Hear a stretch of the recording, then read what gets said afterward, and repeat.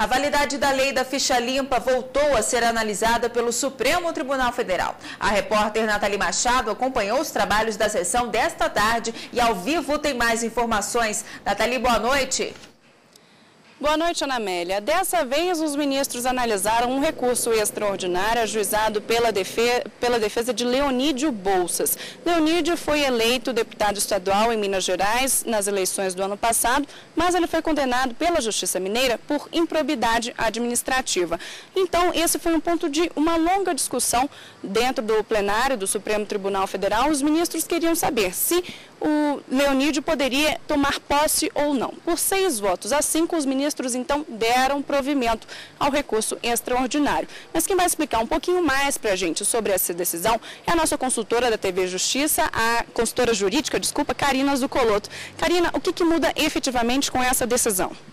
Bom, Nathalie, o que muda é que aquelas pessoas que recorreram à Justiça contestando essa validade da lei da ficha limpa a partir da sua publicação e já valendo para as eleições de 2010, com essa decisão do plenário, caso elas não tenham tomado posse, tenham sido diplomadas e tomado posse consequentemente, agora poderão fazê-lo.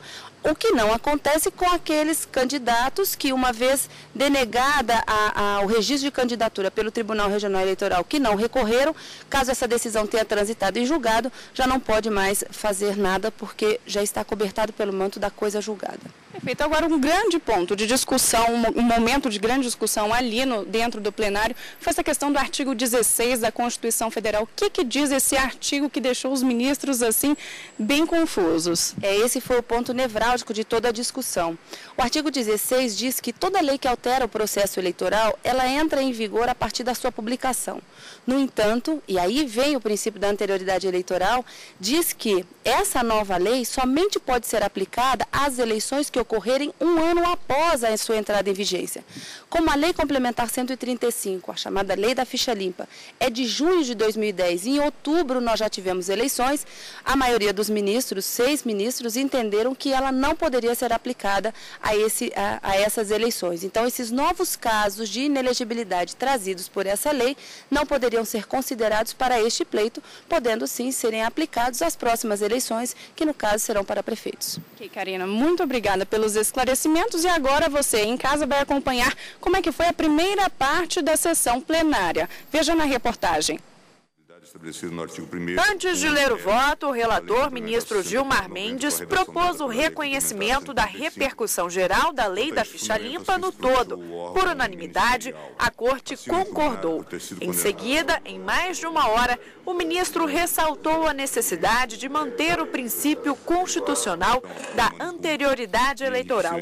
Para ele, eleitores, candidatos e partidos não podem ser prejudicados. A Lei Complementar 135 de 2010 foi publicada em 4 de junho de 2010.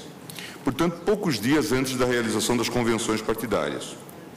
10 a 30 de junho, artigo 8º da Lei 9.504.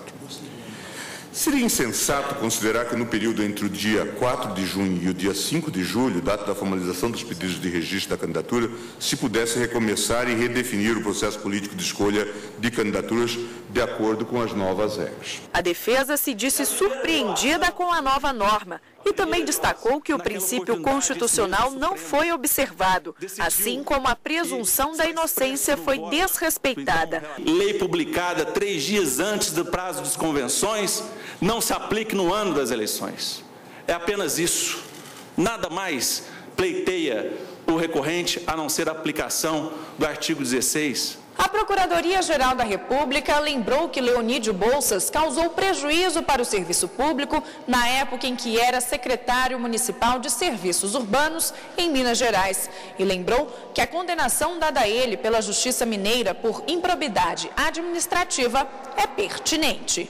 Parece a Procuradoria estar suficientemente demonstrado que não procedem com todas as vênias devidas às diversas increpações de inconstitucionalidade formuladas. Portanto, o candidato se enquadra à perfeição diante desta condenação por órgão colegiado na inelegibilidade inscrita no artigo 1º, inciso 1º, a linha L da Lei Complementar 64/90, com a redação da Lei 135, em razão de ter sido condenado à suspensão dos direitos políticos em decisão proferida por órgão judicial colegiado por ato doloso de improbidade administrativa que importou lesão ao patrimônio público e enriquecimento ilícito. Linha de pensamento que divergiu do relator.